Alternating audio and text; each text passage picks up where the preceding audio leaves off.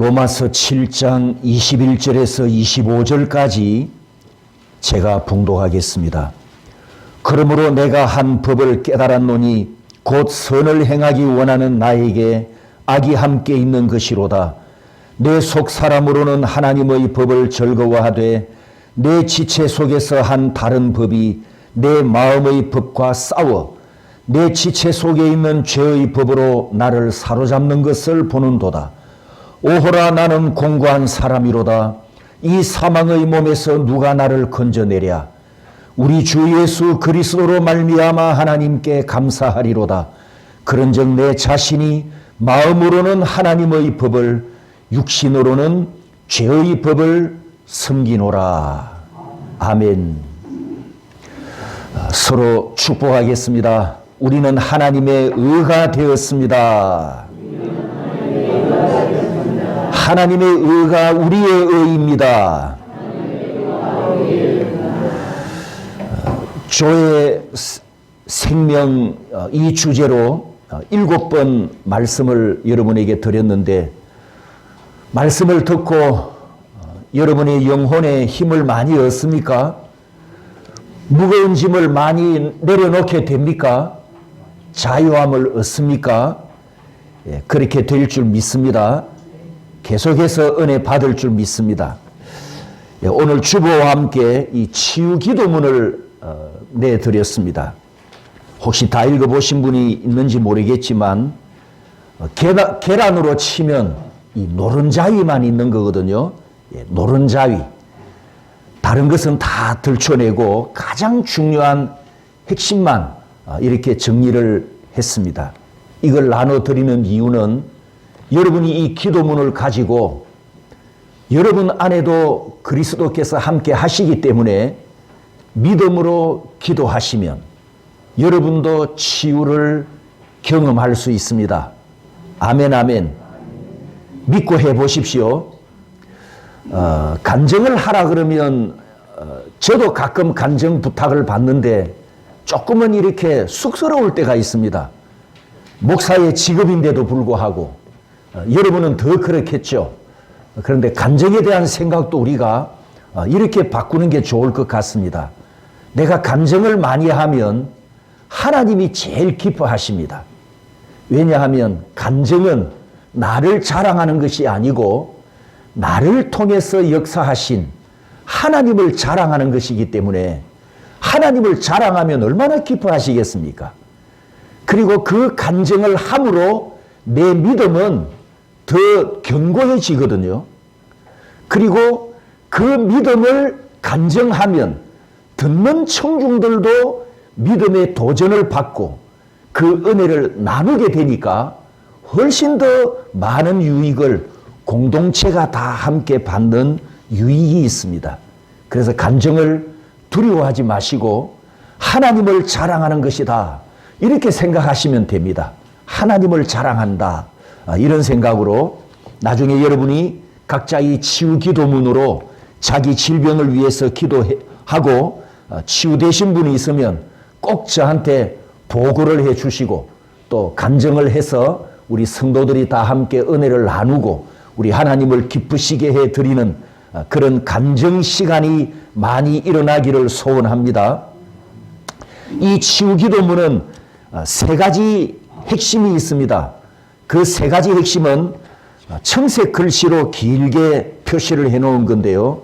첫 번째는 정체성이고 내가 어떤 존재인가, 자기 정체성에 대한 확실한 믿음을 가져야 하고, 두 번째는 그 믿음을 가지고 주시옵소서 미래형 막달라 마리아 기도가 아니고 무슨 기도라고요? 이미 받았다, 이미 이루어졌다. 따라서 합니다. 완료형 기도. 완료형 기도. 그렇게 기도할 근거가 되는 성경 구절도 다 제가 기록을 해놨습니다. 그래서 두 번째는 완료형 기도를 하고, 그리고 마지막 세 번째는 치유 후에, 기도 후에 계속해서 하나님께 어떻게 기도해야 하는가, 이 세 가지 중요한 핵심이 있고, 성경 구절 하나하나가 하나님께서 다 우리에게 약속으로 주신 말씀이고, 테텔레스타이, 주님께서 십자가에서 다 이루신 말씀이기 때문에 그 말씀 하나하나를 여러분이 깊이 묵상하시면서 따라 삽니다. 내 것으로 받습니다. 내 것으로 받았습니다. 미래에 될 줄 믿습니다가 아니고 이 말씀을 읽으면서 이미 내 안에 이루어졌습니다.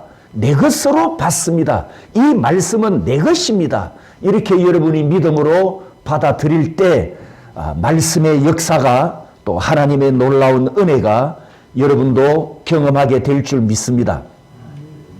오늘 8번째 정체성, 나는 어떤 존재인가 주제를 가지고 지난 시간에 이어서 7장 나머지 설교를 여러분에게 드리려고 합니다. 우리는 어떤 존재입니까? 로마서 8장 39절에 보면 우리를 우리 주 그리스도 예수 안에 있는 하나님의 사랑에서 끊을 수 없으리라. 성도 여러분, 우리가 어떤 존재라고요? 그리스도의 사랑에서 절대 끊어지지 않는, 영원히 끊어지지 않는 존재랍니다. 이 세상에는 나를 끊을 것이 아예 없답니다. 그리고 주님과 나 사이에 연결된 이 영원한 사랑의 관계는 영원히 끊어지지 않습니다. 믿습니까? 믿으시기 바랍니다. 또 다시 여러분에게 묻습니다. 나는 죄인입니까? 의인입니까? 미래입니까? 지금입니까? 예, 지금이죠. 그렇습니다. 로마서 3장 21절 22절에 하나님의 한 의가 나타났으니 예수 그리스도를 믿음으로 말미암아 모든 믿는 자에게 미치는 하나님의 은이 차별이 없느니라. 차별이 없느니라. 누구든지 예수 그리스도를 믿으면 됩니다. 믿으면 의인이 되었습니다. 예수 믿는 것이 의라고 말씀하셨잖아요. 내가 율법을 지켜서 완벽한 성도가 되려 하지 말고 나를 대신해서 율법의 요구를 이루신 예수를 믿기만 하면 의인이라 하셨으니, 믿는 자를 의인으로 인정한다 하셨으니, 이 복음을 알고 이 복음을 깨닫고 여러분 이 복음을 믿게 된 것이 감사하고 기쁘지 않습니까? 로마서 14장 23절 끝에 믿음을 따라하지 아니하는 것은 다 죄니라. 믿기만 하면 되는데 내가 새로운 피조물이 되려고 하면, 내가 노력하면 뭐가 된다고요? 죄가 된단 말이죠. 믿음으로 하지 않는 것은 성경 말씀으로부터 정죄받는다고 분명히 성경에 기록했습니다. 제 말이 아닙니다. 성경 말씀입니다. 사랑하는 성도 여러분, 우리는 이미 이런 존재가 되었습니다. 고린도후서 5장 17절 우리 다 같이 믿음으로 읽습니다. 그런즉 누구든지 그리스도 안에 있으면 새로운 피조물이라.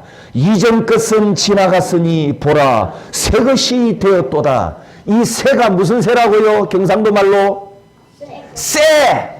새. 전에 없었던 거, 완전히 새로운 거, 새 거. 우리는 다 새로운 피조물입니다. 저와 여러분은 예수 그리스도 안에서 새로운 피조물이 되었습니다. 하나님께서 선언하였고 성경에 기록하여 증거했습니다. 그러므로 나는 이 말씀을 믿기만 하면 됩니다. 나는 새로운 피조물이다. 이렇게 선언하고 믿기만 하면 됩니다. 되려고 하지 말고 되었음을 믿어야 합니다. 내가 되려고 하면 앞에 우리가 보았던 말씀 14장 23절에 뭐가 된다고요? 죄라고 말씀하셨잖아요. 내가 되려고 하는 것은 악이라고 했습니다. 내가 되려고 하는 생각은 로마서 8장 7절에 하나님과 뭐가 된다고요? 원수가 된다고 했습니다. 그러므로 이 말씀을 믿음으로 받아들이고 믿음으로 고백하고 믿음으로 선언하고 믿음으로 누리기만 하시면 됩니다. 다시 한 번 더 옆 사람에게 축복합니다. 당신은 이미 새로운 피조물입니다. 아멘, 아멘. 지난 시간에 요한일서 3장 9절을 조금 말씀드렸는데 나머지를 오늘 말씀을 드립니다. 우리 안에는 하나님의 씨가 있어서 그 속에 하나님의 씨가 있기 때문에 범죄하지 않고 또 하나님께도 낫다라는 말씀을 우리가 지난 시간에 보았습니다. 이 씨는 바로 종자, 말 그대로 씨를 의미합니다. 자, 포도씨를 심으면 무슨 나무가 나옵니까? 포도나무가 싹이 트지요. 사과씨에서 포도나무가 싹 트지 않습니다. 자, 이 원리가 우리에게 무엇을 가르쳐 줍니까? 나무와 씨의 성질이 같다 틀리다. 그렇죠? 똑같다는 거예요.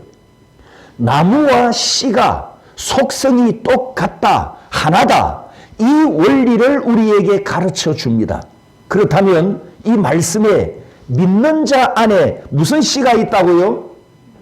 하나님의 씨라 그랬잖아요. 이 씨가 무엇을 의미하느냐? 바로 진리의 말씀입니다. 바로 이 씨는 우리가 생각하고 있는 주제, 하나님의 생명, 예수 그리스도께서 부활하신 그 생명입니다.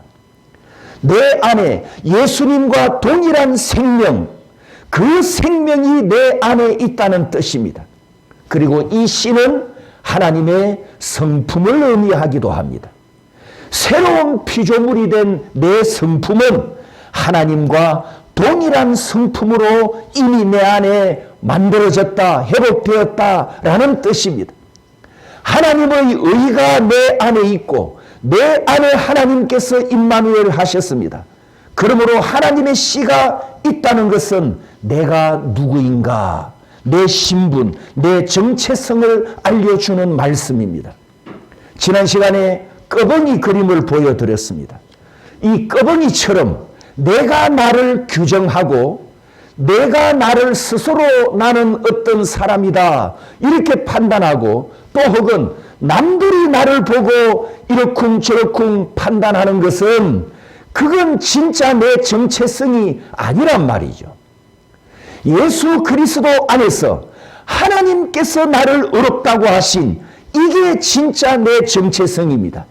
하나님께서 나를 의인으로 인정하신 정체가 진짜 내 정체성입니다. 그러므로 성도 여러분, 우리는 예수 그리스도 안에서 틀림없이 의인된 나, 의롭게 된 나입니다.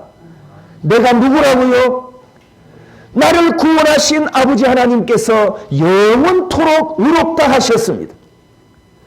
거룩하신 하나님은 죄인과 함께하지 못한다는 것을 우리가 잘 압니다. 그래서 임마누엘 뜻이 무엇이라고요? 하나님께서 나와 함께 하시려고, 하나님께서 내 안에 임마누엘 하시려고 내 죄를 다 사하시고 나를 의롭다 해 주셨습니다. 그러므로 내 안에 임마누엘 하신 하나님께서 나의 과거와 현재와 미래의 죄까지 다 용서하셨단 말입니다. 미래의 죄까지도 용서하셨기 때문에 우리는 죄를 범하지 않는 의인이 되었습니다. 이 말씀을 들으면서 여러분이 또 이렇게 두 가지 궁금증을 가질 수가 있습니다. 첫 번째는, 목사님, 예수 믿기 전 과거의 죄는 예수를 믿음으로 용서받았다는 것이 이해되고 믿어지지만 현재의 죄와 미래의 죄까지 용서받았다는 것은 이해가 잘 안 됩니다. 이런 궁금증을 여러분이 가질 수가 있습니다. 자, 그러면 여러분이 아까 앞에서 말한 과거의 죄, 내 인생의 과거의 죄는 내가 언제 용서받았죠? 언제 용서받았습니까? 예수 믿을 때 받았잖아요. 자, 여기서 이제 질문을 합니다. 여러분이 예수 믿을 때 용서를 받았습니까? 맞습니까? 그러면 그때 예수님이 십자가 지셨나요? 그날에? 내가 예수 믿는 날에? 아니죠. 예수님이 언제 십자가에 못 박히셨습니까? 2000년 전이잖아요. 2000년 전에, 훨씬 전에, 내가 태어나기도 전에, 내가 이 세상에 나기도 전에 예수님은 나를 위해서 십자가에 못 박히셨잖아요. 그때 예수 믿을 내 죄를 이미 다 사하셨잖아요. 이해되십니까? 내가 예수 믿을 때 믿는 날 예수님이 십자가에 못 박히신 거 아니거든요. 훨씬 더 2000년 전에 예수님이 십자가에 못 박히시면서 2000년 후에 미래에 예수 믿을 나를 위해서 다 희생하셨고 용서하셨잖아요. 그러면 현재의 내 죄와 내 미래의 죄까지도 예수님이 언제 용서하셨다? 그렇죠. 2000년 전 그때. 할렐루야. 이제 이해가 되십니까? 내가 이 세상에 태어나기도 전에 예수님은 나의 과거와 현재와 미래의 죄까지 다 용서해 주셨습니다. 여러분, 사실 이 과거와 현재와 미래라는 단어는 우리가 시공의 제한을 받고 있기 때문에 우리가 쓰는 용어이지 하나님은 이 단어가 없습니다. 하나님께는 과거, 현재, 미래가 없어요. 하나님의 시간은 영원히 현재이고 현재가 영원이어서 항상 현재뿐입니다. 항상 영원뿐입니다. 그러므로 이미 예수 그리스도께서 내 과거와 현재와 미래의 모든 죄를 사하셨다. 여러분의 과거의 죄를 사함받은 것을 믿듯이 미래의 죄도 용서받은 것을 믿으시기 바랍니다. 두 번째는 또 이런 궁금증을 가질 수 있습니다. 우리 본성이 또 이렇게 생각하는 거죠. 아, 잘 됐네. 미래의 죄까지 다 용서하셨다니 그러면 죄를 조금 지어도 되겠구나. 이렇게 우리는 또 생각할 수 있단 말이죠. 그러나 이 말씀은 죄를 지어도 된다는 뜻이 아니라 미래의 죄책, 그 죄값까지 이미 십자가의 피로 다 지불되었다. 이런 뜻을 가지고 있습니다. 즉 하나님의 용서와 하나님의 은혜와 하나님의 주권으로 나를 구원해 가시는 그 은혜를 강조하는 말씀이지 내가 방종해도 된다. 구원받은 이 자유를 남용해도 된다. 악용해도 된다. 그런 의미로 주신 말씀이 아니라는 겁니다. 과거 죄는 믿음으로 이미 사함받았고 과거의 죄는 예수의 피로 사함받았음을 우리가 100% 믿습니다. 그런데 현재와 미래의 죄는 내가 좀 더 노력하고 내가 좀 더 착하게 살아야 죄 사함을 받는다고 생각합니다. 우리가 과거의 죄를 여러분이 착하게 살아서 용서받았습니까? 과거의 죄를 착해서 용서받았나요? 어떻게 용서받았죠? 믿음으로 예수 피의 공로로 사함받았다면 현재와 내 미래의 죄도 내가 착하고 선해야 용서받는 것이 아니라 예수 그리스도를 믿음으로 예수 그리스도의 피 공로로 사함받는다는 것을 믿어야 합니다. 사랑하는 성도 여러분, 이미 우리는 용서함을 받았습니다. 예수님이 다 이루셨습니다.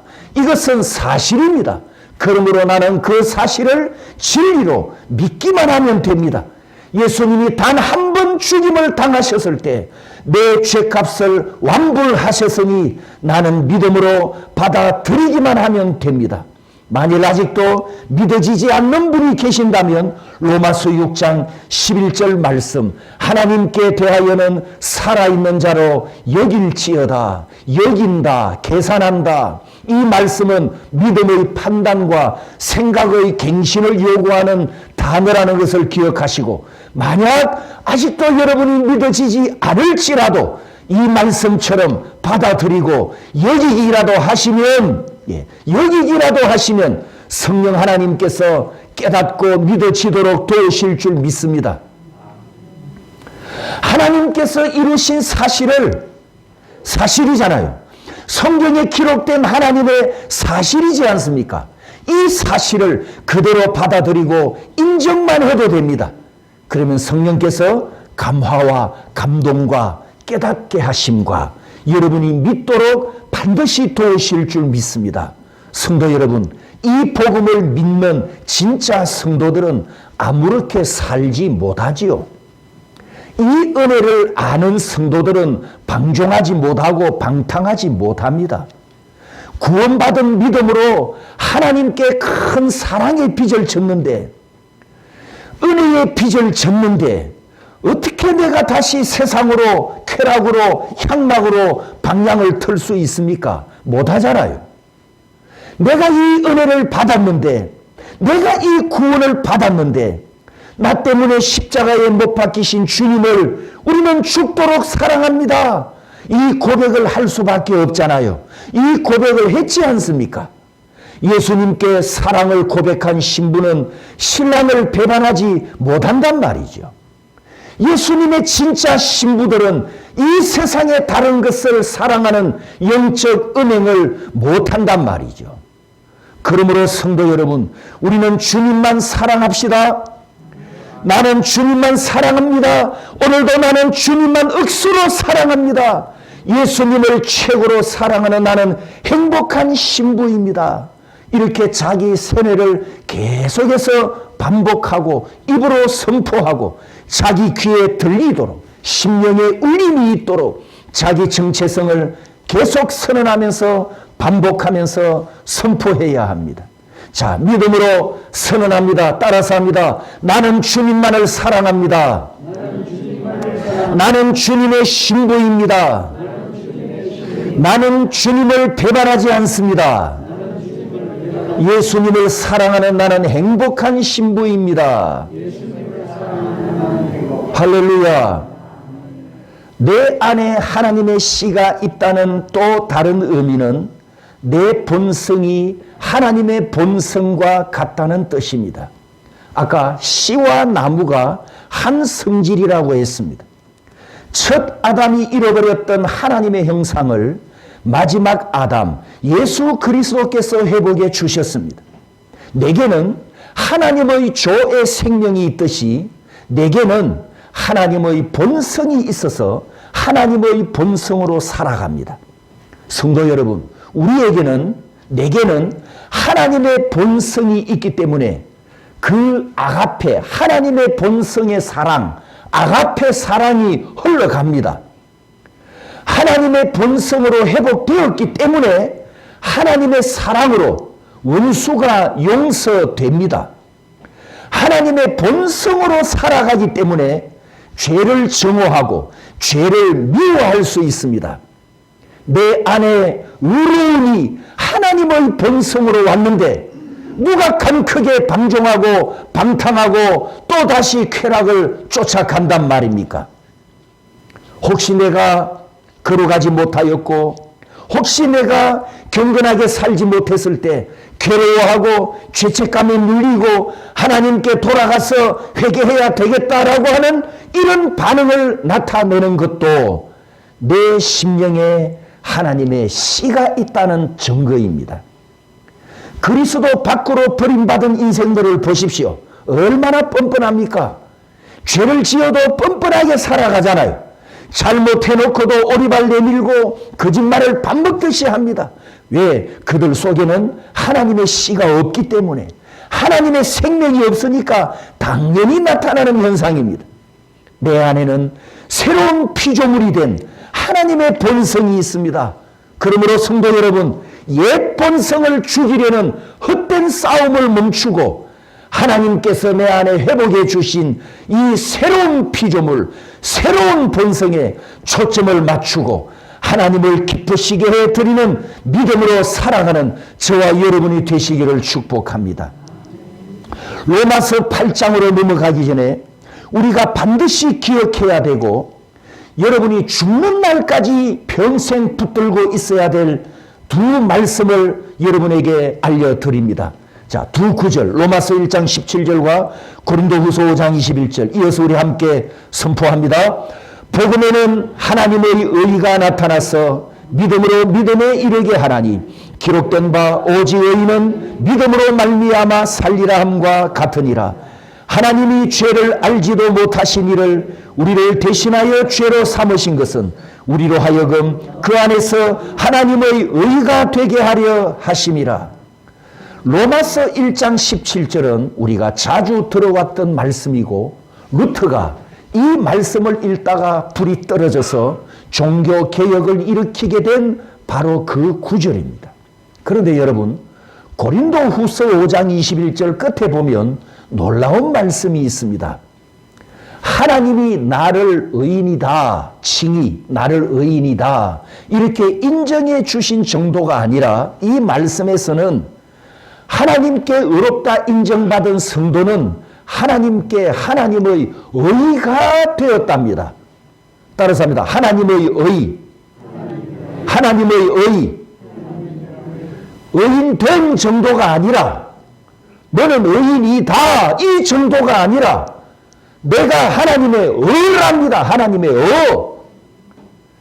아니 내가 하나님의 의가 된다는 것이 여러분 가당키나 합니까? 내가 의인이 된 정도가 아니라 하나님의 의라는 거지요. 하나님께서 우리를 지금 이렇게 너는 나의 의다 이렇게 지금 선언해 주셨다고 말씀하지 않습니까? 이건 기적입니다. 기적. 정말 큰 은혜입니다. 사과씨를 뿌렸는데 포도나무가 자라지 않듯이 씨와 나무는 성질이 똑같습니다. 씨와 나무는 하나입니다. 이와 같이 요한일서 3장 9절 하나님의 씨는 내 본성이 하나님의 본성과 똑같다. 내 의가 하나님의 의와 똑같다. 이런 어마어마한 말씀을 지금 주셨습니다.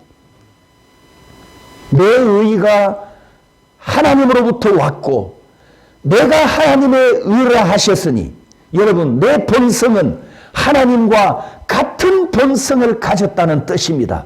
그렇다고 우리 인간이 신이 된다는 뜻은 아닙니다. 하나님의 형상이 내 안에 완전히 회복되었다. 이런 의미입니다. 하나님의 의의 형상이 내 안에 완전히 새로운 피조물로 회복되었다는 뜻입니다. 성도 여러분, 내가 하나님께 완전히 깨끗한 자가 되어 하나님의 의가 되었다는 것을 확신하는 것은 나는 어떤 인간인가? 나는 어떤 존재인가? 내 정체성을 확립하는데 확신하는데 굉장히 중요한 말씀입니다. 왜? 하나님의 의가 바로 내 신분, 내 정체성이기 때문입니다. 내 안에 하나님께서 임마누엘 하셨다는 것은 내 본성이 하나님을 닮았다는 뜻입니다. 내 인격이, 내 전 존재가 하나님의 형상으로 완전히 회복되었다는 뜻입니다. 내 죄가 전부 사해졌기 때문에 하나님께서 내 안에 임마누엘 하셨습니다. 내 의가 하나님을 닮은 의와 같기 때문에 임마누엘 하셨습니다. 이것이 이 세상을 살아가는 우리 구원받은 성도들의 축복입니다. 그런데 여러분, 제 간증을 드립니다. 사람이 얼마나 간사한지 보십시오. 사람이 이렇게 간사합니다. 자기 신분, 자기 정체성에 대해서 나는 인간이야 그러면 어떻게 은행하겠습니까? 인간처럼 은행하겠죠. 나는 하나님의 의인이야 라고 하면 나는 의인처럼 말하고 의인처럼 행동한단 말이죠. 사람들이 밖에 나가서 각자 어떻게 행동하느냐 하면 자기가 입고 있는 유니폼처럼 행동합니다. 유니폼에 맞춰서 말을 하고 유니폼에 맞춰서 행동을 한다고요. 이해되셨나요? 이 말뜻을? 그와 같이 내 안에 있는 정체성대로 말하고 행동한단 말입니다. 제가 목사인데도 전에도 한 번씩 예를 들었지만 지금 이 교회 생명 주제로 설교를 한 후에도 운전을 하다가 가끔 이렇게 놈자가 튀어나오고 씨자가 튀어나올 때가 있을까요? 없을까요? 예, 있었으니까 제가 지금 이 말을 하는 거죠. 죄 생명 설교를 해놓고도 운전을 하다가 갑자기 막 뛰어드는 차 때문에 깜짝 놀라지 않습니까? 그럼 이제 또 순간적으로 놈자 씨자가 튀어나옵니다. 딱 나오는 순간에 생각이 나요. 아차, 나는 임마누엘 사람인데 내가 아침에 나서기 전에 기도하면서 나는 하나님의 의로운 사람인데 이렇게 기도해놓고 또 놈자와 씨자가 튀어나오더니 아이고 하나님 취소합니다. 죄송합니다. 용서해 주이소. 내 입술을 용서해 주이소. 그렇게 취소하는 기도를 한다고요. 전에 같으면 그냥 갔죠. 당연히 씩씩거리면서 아이 그놈 놈이 뛰어 들어와가 사람 놀라게 하고. 근데 이제 제가 아침에 선포를 했다만 내 정체성이 무엇인가, 나는 어떤 존재인가 이렇게 선언하고 선포하고 핸들을 잡고 출발했기 때문에 혹 실수하더라도 다시 뒤집는 과정이 삶 속에서 일어나는 거예요. 그러니까 내 안에 있는 죄의 법이, 지난 시간에 말씀드린 죄의 법이 쑥 올라오다가 나는 성령의 사람이지 이렇게 생각하는 순간 그 끼어든 사람에 대해서 순간적으로 화가 났던 그 생각과 감정이 그냥 쑥 가라앉아 버리는 거예요. 죄의 법이 쑥 내려가 버리는 거예요. 자, 죄의 법이 뭐냐? 7장에서 우리가 지금 죄의 법을 생각하고 있는데 제가 지금부터 7가지 사례를 여러분에게 드리겠습니다. 죄의 법이 뭐냐? 우리 속에서 언제나 올라올 수 있는 죄의 법입니다. 첫 번째, 제가 설교를 했는데, 주일날 설교를 했는데 나도 은혜를 못 받고 성도들도 은혜를 못 받은 것 같습니다. 제 느낌에. 그러면 이제 저는 그때부터 뭘 하겠습니까? 제가 뭘 할 것 같아요? 그러고 나면 자책합니다. 자책. 어떻게 자책하냐? 내 기도가 부족했는가? 내 준비가 부족했는가? 내가 나를 자책한단 말이죠. 이게 무슨 법이라고요? 죄의 법이라는 거예요. 죄의 법은 비판하고 판단하고 정죄하고 불평하고 악평하고 원망하는 게 우리 속에서 올라오는 죄의 법입니다. 두 번째, 아주 오래된 유머를 하나 해드릴게요. 이 사진을 보시면 옛날에는 이 문지방이 상당히 높았습니다. 그래서 방으로 들어가려면 마루에서 이렇게 걸음을 뛰어야 이 방문을 넘어 다녔잖아요. 이 문지방 앞에다가 아버지가 물을 마시고 나서 물사발을 놔뒀는데 아들이 이 문지방을 넘어가다가 발로 물사발을 탁 차가지고 쏟아버렸어요. 그러니까 이 아들이 재빨리 걸레질을 하면서 아이고 아버지 죄송합니다. 제가 살피지 못한 제 탓입니다. 라고 하니까 아버지가 이렇게 대답을 합니다. 아니다. 물사발을 내가 문지방 밑에 두지 말아야 하는데 내가 실수했구나. 이렇게 아버지와 아들이 말하는 대화를 부엌에서 엄마가 듣고 이렇게 말을 합니다. 아버지가 물을 마시고 나서 내가 빨리 그릇을 치웠어야 되는데 내가 잘못한 거지. 라고 대화가 오고 가는 이런 집안은 무슨 법이 충만하다? 따라서 합니다. 은혜의 법. 은혜의 법이 충만한 집안입니다. 반대로 이런 집안이 있잖아요. 아버지가 물사발을 찬 보고 아들을 보고 나무랍니다. 에이 칠칠 맞게 잘 살피고 다녀야지. 그렇게 이제 책망을 하면 이 아들은 또 화가 나서 대꾸를 하죠. 아니 물사발을 문지방에 앞에 놔두면 어떡합니까? 그러자 어머니가 부엌에서 듣고 투덜거립니다. 물을 마신 사람이 책임을 져야지.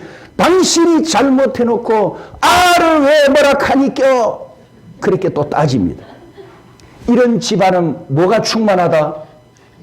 예, 죄의 법이 충만한 집안입니다. 이런 집안을 콩가루 집안이라고도 하지요. 이런 교회를 무슨 교회? 콩자루 교회, 콩가루 교회. 성도 여러분, 우리는 매주 덩어리가 되어야 합니다. 그리스도의 사랑으로 똘똘 뭉친 매주 덩어리. 그래야 천국과 같은 교회이지 않겠습니까? 세 번째 사례. 예배당 어딘가에 쓰레기가 쌓여 있습니다. 그대로 쌓여 있습니다.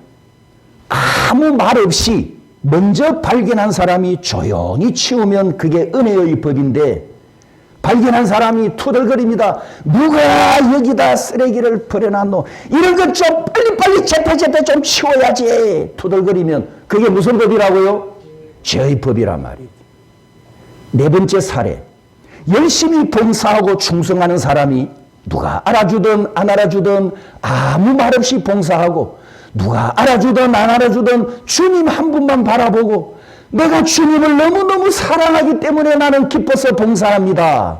이러면 은혜의 법이 되는데 왜 아무개는 안 하노? 땡땡땡 권사는 당연히 해야 되는데 왜 내 빼노? 안 하는 사람을 불평하기 시작합니다. 자, 이때 이 불평하는 잣대 기준이 뭐죠? 자기 열심이잖아요. 자기는 열심히 하거든. 나는 열심히 하는데 넌 왜 안 하냐? 그 말이잖아요. 이게 바로 무슨 법이라고요? 죄의 법입니다. 다섯 번째. 이제 제가 여러분에게 치유 기도를 해드렸다고 합시다.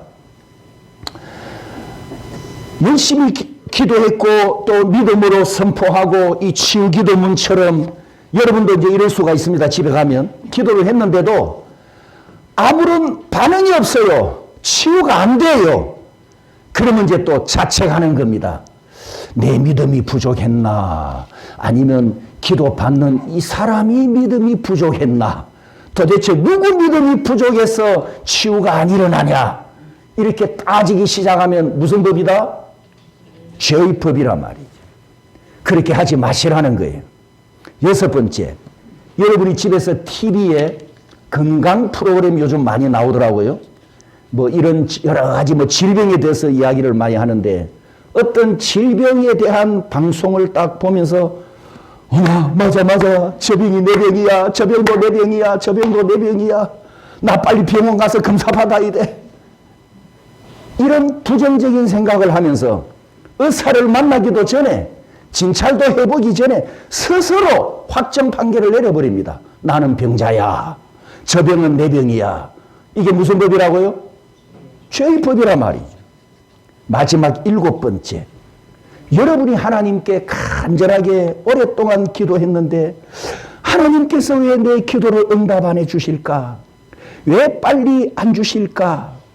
그러면서 이제 우리 목회자가 교인들과 상담을 하면 가장 많이 듣는 이 말, 기도 응답을 하나님이 안 해주신 그 이유 중에 여러분이 하는 가장 많은 말이 목사님, 내가 죄가 많아서 그런가 보죠.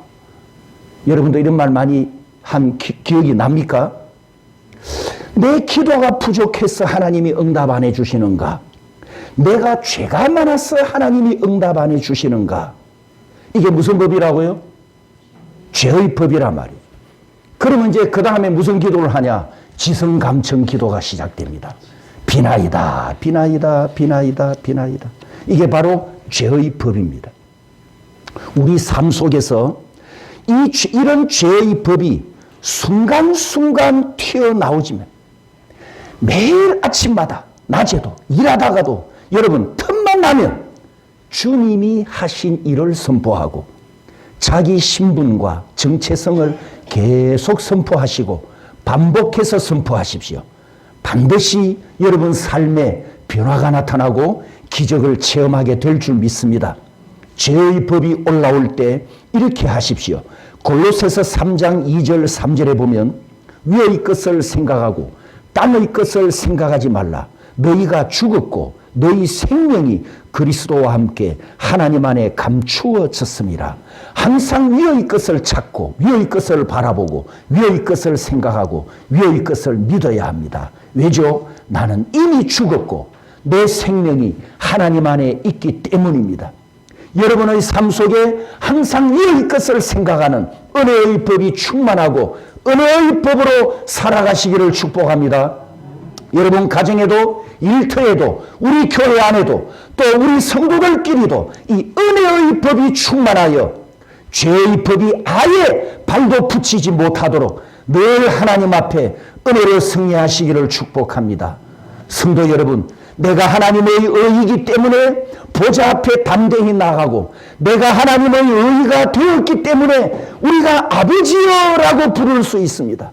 내게 있는 하나님의 의는 하나님의 능력의 통로가 되고 내게 있는 하나님의 의 때문에 임마누엘 하셨으니 완전한 연합, 완전한 친교, 완전한 화평을 누리게 되었습니다.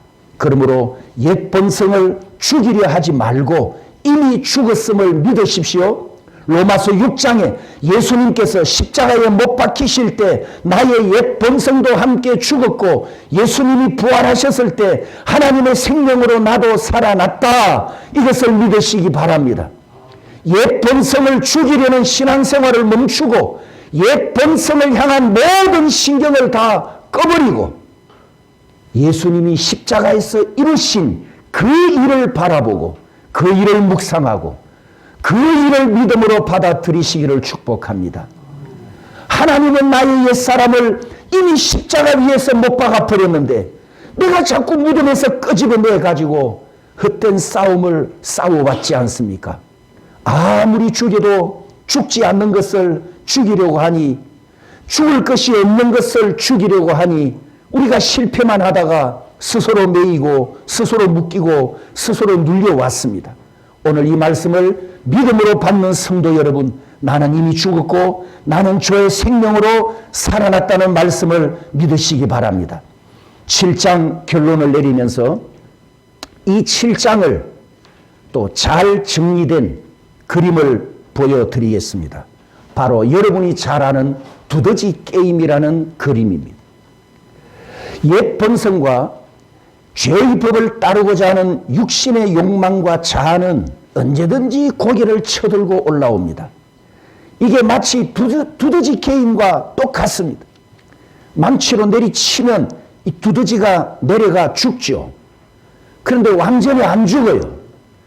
고개를 또 빼꼼 내밀잖아요. 이와 같이 내 안에 있는 죄의 법이 살아나고 올라오는 게 정상이다, 비정상이다? 정상이다. 정상. 나중에 또 올라옵니다. 죽을 때까지 반복해서 올라옵니다. 이게 정상이라는 거예요. 정상. 의로운 나에게 있는 이 옛사람의 모습이 정상이라는 거예요. 중요한 것은 나는 아담의 후손이 아니라는 거예요. 신분이 바뀌었어요. 아담의 원죄 아래에 있는 죄인이 아니고 예수 그리스도 안에서 하나님의 의를 입은 의인이 되었단 말입니다. 할렐루야. 그러므로 우리에게는 정죄함이 없고 이 죄의 법에서 해방되었기 때문에 성령의 생각을 하면서 믿음의 방망이로 쳐버리면 됩니다. 나는 새로운 피조물이 되었고 하나님의 씨가 내 안에 있음을 감사하면서 의인이 되었음을 힘있게 선포하고 의인의 삶을 힘있게 살아가시기를 축복합니다. 로마서 8장 1절에 이미 해방되었는데 내가 나를 해방하려고 또 노력하면 안 된단 말이죠. 정죄함이 없다고 했는데 자신을 스스로 정죄하면 하나님의 어렵다 하심을 불신하는 죄가 됩니다. 이 말씀을 믿음으로 받아들이고 감사하면서 주님이 이루어주신 구원을 묵상하고 하나님의 사랑 속으로 더 깊이 들어가는 복된 여러분이 되시기를 축복합니다. 마지막으로 요한일서 5장 10절에서 13절까지 우리가 확신하면서 붙잡아야 할 말씀입니다. 우리 이 말씀 같이 함께 선포하고 기도하겠습니다. 하나님의 아들을 시작. 하나님의 아들을 믿는 자는 자기 안에 증거가 있고 하나님을 믿지 아니하는 자는 하나님을 거짓말하는 자로 만드나니 이는 하나님께서 그 아들에 대하여 정언하신 증거를 믿지 아니하였음이라. 또 증거는 이것이니 하나님이 우리에게 영생을 주신 것과 이 생명이 그의 아들 안에 있는 그것이니라. 아들이 있는 자에게는 생명이 있고 하나님의 아들이 없는 자에게는 생명이 없느니라. 내가 하나님의 아들의 이름을 믿는 너희에게 이것을 쓰는 것은 너희로 하여금 너희에게 영생이 있음을 알게 하려 함이라. 성도 여러분, 이미 내 안에 하나님의 뭐가 있다고요? 생명. 하나님의 생명이 이미 내 안에 있습니다. 이 생명은 영원한 생명입니다. 영원히 취소되지 않습니다. 영원히 빼앗기지 않습니다. 영원히 끊어지지 않습니다. 이 생명을 삶 속에 풍성하게 누리며 살아가시기를 주님의 이름으로 축복합니다.